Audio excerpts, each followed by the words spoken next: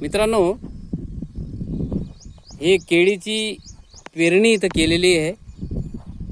बरोबर अंतरावर, समान अंतरावर ही केळी पेरली जाते. पण त्याच्या अगोदर, पेरण्याच्या अगोदर इथं हे सण म्हणून आहे आपले शिवा पाटील. हां, तर त्यांच्याकडून आपण माहिती घेऊया की हे केळी कशी लावली जाते. नमस्कार शिवा पाटील, इकडे या उजेडात. नमस्कार शिवा पाटील, मला एक सांगा, हे जे केळी पेरलेली आहे हे रोप होतं का? रोप असतंय. अगोदर सण लावा लागतो सावली जाण्याकरता. सण मोठं झाल्यावर मग केळी लावा लागते. अच्छा, त्या सावलीने ते केळी वाचते आणि नंतर तिथे खात होतं. ओके. नाही तर मग मरून जातं का उन्हाने? राग जळून जातात.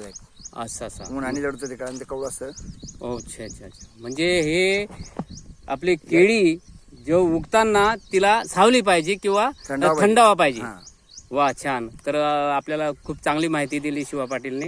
हे चांगले शेतकरी आहेत यावल तालुक्यातील नावरे येथील हे आहेत रहिवासी, आणि ह्या आपल्या सिरसाट शिवारात त्यांनी शेती केलेली आहे. तर खूप सुंदर गोष्ट आहे आणि चांगली गोष्ट आहे. बघा, हे आता हे आपल्याला केळी लहान रोप दिसतंय, पण हे रोप जेव्हा मोठं होईल तेव्हा केळीचा घोडा असतं. हा बघा, हा सण आहे. हा काप रोप असं एवढं असतं बारीक, आणि हे रोप असं आहे.